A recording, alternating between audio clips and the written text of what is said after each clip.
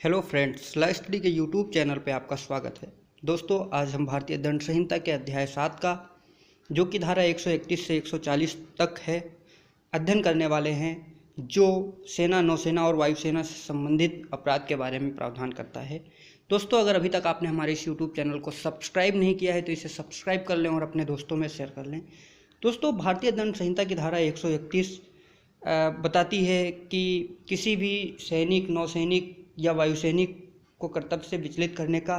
प्रयत्न करना या विद्रोह का दुष्प्रेरण करना। अर्थात इसमें दो बातें बताई गई हैं कि कोई भी ऐसी अफवाह फैलाना कि किसी सैनिक ने विद्रोह कर दिया है, इस चीज़ को अपराध घोषित किया गया है। और दूसरी बात, किसी वायुसैनिक या नौसैनिक या सैनिक को कर्तव्य से उसके विचलित करने का प्रयत्न करना, ये अपराध घोषित किया गया है। दोस्तों, इसमें कहा गया है जो कोई भारत सरकार की सेना, नौसेना या वायुसैनिक के किसी ऑफिसर, सैनिक, नौसैनिक या वायुसैनिक द्वारा विद्रोह किए जाने का दुष्प्रेरण करेगा या किसी ऐसे ऑफिसर, सैनिक या नौसैनिक या वायुसैनिक को उसकी राजनिष्ठा या उसके कर्तव्य से विचलित करने का प्रयत्न करेगा, वह आजीवन कारावास से या दोनों में से किसी भाग के कारावास से, जिसकी अवधि 10 वर्ष तक की हो सकेगी, दंडित किया जाएगा और जुर्माने से भी दंडनीय होगा। इसके स्पष्टीकरण में कहा गया है कि ऑफिसर, सैनिक, नौसैनिक, वायुसैनिक की परिभाषा जो उनके एक्ट में दी गई होगी, सेना अधिनियम में, नेवी डिसिप्लिन एक्ट में या एयरफोर्स अधिनियम में वो परिभाषा होगी, वही सैनिक, ऑफिसर, सैनिक माने जाएंगे। इसमें अपराध बता दिया गया है, क्या क्या चीज़ें अपराध हैं और उसकी सज़ा क्या है, ये बता दिया गया है। दोस्तों, भारतीय दंड संहिता की धारा 132, विद्रोह का दुष्प्रेरण यदि उसके परिणाम स्वरूप विद्रोह किया जाए,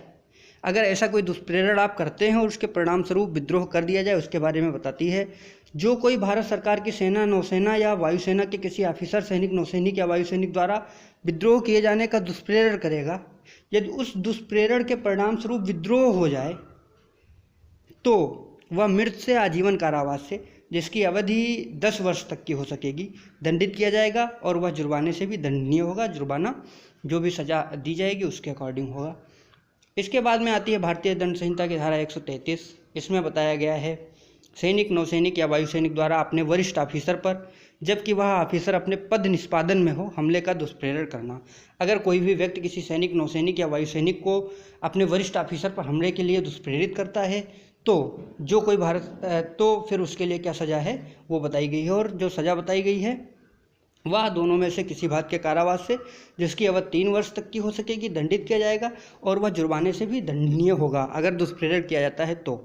धारा 134, ऐसे हमले का दुष्प्रेरण यदि हमला किया जाए। दोस्तों, जो धारा 133 में दुष्प्रेरण किया जाता है उसके फलस्वरूप यदि वह हमला हो जाता है तो वह दोनों में से किसी भाग के कारावास से, जिसकी अवधि 7 वर्ष तक की हो सकेगी, दंडित किया जाएगा और वह जुर्माने से भी दंडनीय होगा। यहाँ पे किसी व्यक्ति की बात की गई है जो दुष्प्रेरण करता है और दुष्प्रेरण के परिणाम स्वरूप हमला हो जाता है। उसके बाद में भारतीय दंड संहिता की धारा 135 में हम आ जाते हैं। उसमें कहा गया है सैनिक, नौसैनिक या वायुसैनिक द्वारा अभित्यजन का दुष्प्रेरण।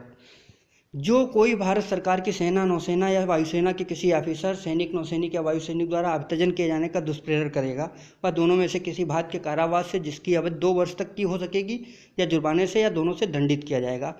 अगर कोई भी व्यक्ति ये अफवाह उड़ाता है या ये दुष्प्रेरण करता है कि किसी सैनिक, नौसैनिक या वायुसैनिक के किसी ऑफिसर ने या किसी सैनिक ने सेना का अभित्यजन कर दिया है या उसका अभित्यजन कर दिया गया है सेना के द्वारा, तो वह जुर्माने से या 2 वर्ष तक की अवधि के कारावास से दंडित किया जाएगा। उसके बाद में धारा 136 में बताया गया है अभित्याजक को संश्रय देना। जो कोई सिवाय पश्चात यथा अपवादित के या जानते हुए या विश्वास करने का कारण रखते हुए कि भारत सरकार की सेना, नौसेना, वायुसेना के द्वारा किसी ऑफिसर, सैनिक, नौसैनिक या वायुसैनिक के ने अभित्यजन किया है, ऐसे ऑफिसर, सैनिक, नौसैनिक या वायुसैनिक को संश्रय देगा, वह दोनों में से किसी भाग के कारावास से, जिसकी अवधि 2 वर्ष तक की हो सकेगी, या जुर्माने से या दोनों से दंडित किया जाएगा।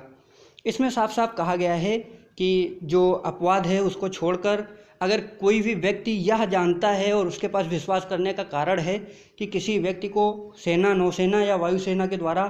जो उसमें ऑफिसर था या सैनिक था उसे अभित्यजन कर दिया गया है, और ये जानते हुए भी उसे संश्रय देगा, आश्रय देगा, अर्थात सेना से निकाले गए किसी व्यक्ति को आश्रय देगा, उसे सजा दी जाएगी। 2 वर्ष तक की कारावास हो सकती है या जुर्माने से या दोनों से दंडित किया जा सकता है। अब इसमें अपवाद जो दिया गया है उसमें यह कहा गया है कि जिसमें पत्नी द्वारा अपने पति को संश्रय दिया जाता है, अर्थात पति पत्नी का जो संबंध होता है उसको महत्व दिया गया है कि अगर कोई पत्नी अपने पति को घर में रखती है तो वो इस धारा में दंडित नहीं होगी। भारतीय दंड संहिता की धारा 137, मास्टर की उपेक्षा से किसी वाणिज्यिक जलयान का छुपा हुआ अत्याजक, किसी ऐसे वाणिज्यिक जलयान का जिस पर भारत सरकार की सेना, नौसेना, वायुसेना का अत्याजक छिपा हुआ हो, मास्टर या भार साधक व्यक्ति यद्यपि वे ऐसे छिपने के संबंध में अनभिज्ञ हों, ऐसी सस्ते दंडनीय होगा जो 500 रुपये से अधिक नहीं होगी। दूसरे ऐसे छिपने का ज्ञान हो सकता था, किंतु केवल इस कारण नहीं हुआ कि ऐसे मास्टर या भार साधक व्यक्ति के नाते उसके कर्तव्य में कुछ अपेक्षा हुई या उस जलयान पर अनुशासन का कुछ अभाव था। इसमें भैया बताया गया हुआ है स्पष्ट रूप से कि जो जलयान होते हैं उनमें अगर कोई भी व्यक्ति जो भारतीय सेना द्वारा उत्तेजित है उसको अगर छिपाया जाता है या वो उसमें पाया जाता है तो यहाँ पे जुर्माने का प्रबंध किया गया है। अगर इसमें उसको नहीं भी पता है, उसकी जानकारी में नहीं, उसने जानबूझकर नहीं छिपाया है, तब भी दंडित किया जाता है। अगर उसकी अपेक्षा से ऐसा हुआ हो, अगर वो सावधानी रखता तो उसे पता होता। यहाँ पर यह माना गया है कि उसे पता होना चाहिए उसके जहाज़ में क्या क्या है। इसके बाद में आ जाते हैं भारतीय दंड संहिता की धारा 138, सैनिक, नौसैनिक या वायुसैनिक द्वारा अधीनता के कार्य का दुष्प्रेरण। इसमें कहा गया है जो कोई ऐसी बात का दुष्प्रेरण करेगा जिसे कि वह भारत सरकार की सेना, नौसेना या वायुसेना के किसी ऑफिसर, सैनिक, नौसैनिक या वायुसैनिक द्वारा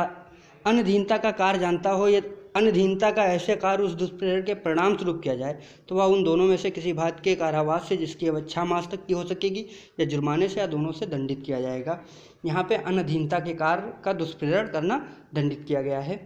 इसके बाद में भारतीय दंड संहिता की धारा 138 ये थी जिसे निश्चित कर दिया गया है 1934 के संशोधन अधिनियम द्वारा। भारतीय दंड संहिता की धारा 139, उसमें कहा गया है कुछ अधिनियमों के अधीन व्यक्ति जो आर्मी एक्ट, सेना एक्ट, एयरफोर्स एक्ट या वायुसेना अधिनियम के अध्याधीन है, इस अध्याय में प्रभाषित अपराधों में से किसी के लिए संहिता के अधीन दंडनीय नहीं है, उसे यहाँ पे दंड नहीं दिया जाएगा। उस व्यक्ति को उकसाने वाले के लिए दंड का प्रावधान इन सब चीज़ों में किया गया है, इन जो पिछली धाराएं हैं उसमें। भारतीय दंड संहिता की धारा 140, सैनिक, नौसैनिक या वायुसैनिक द्वारा उपयोग में लाई जाने वाली पोशाक पहनना या टोकन धारण करना, इसको अपराध घोषित करती है। कब करती है, किन परिस्थितियों में करती है? जो कोई भारत सरकार की सैन्य, नाविक या वायुसेना का सैनिक, नौसैनिक या वायुसैनिक न होते हुए इस आशय से यह विश्वास किया जाए कि वह ऐसा सैनिक, नौसैनिक या वायुसैनिक है, ऐसी कोई पोशाक पहनेगा या ऐसा टोकन धारण करेगा जो ऐसे सैनिक, नौसैनिक या वायुसैनिक द्वारा उपयोग में लाई जाने वाली पोशाक या टोकन के सदृश हो, वह दोनों में से किसी बात के कारावास से, जिसकी अवधि 3 मास तक की हो सकेगी, या जुर्माने से जो 500 रुपये तक का हो सकेगा, या दोनों से दंडित किया जाएगा। अर्थात कोई भी व्यक्ति किसी सैनिक, नौसैनिक या वायुसैनिक द्वारा उपयोग में लाई जाने वाली ड्रेस को पहनेगा इस आशय से कि उस पर विश्वास किया जाए कि वो सैनिक है, तो यहाँ पे उसे दंडित किया गया है। और जो सज़ा है वो 3 मास तक की हो सकेगी, जुर्माने से उसे दंडित किया जा सकेगा जो 500 रुपये तक हो सकेगा, या दोनों से दंडित किया जाएगा। तो दोस्तों, भारतीय दंड संहिता का अध्याय 7 धारा 140 तक जो था उसका अध्ययन हमने आज इस वीडियो में किया है। ये वीडियो कैसा लगा आपको कमेंट के माध्यम से ज़रूर बताइएगा, और हमारे इस YouTube चैनल को अभी भी अगर आपने सब्सक्राइब नहीं किया है तो सब्सक्राइब कर दें, दोस्तों में शेयर कर दें। धन्यवाद।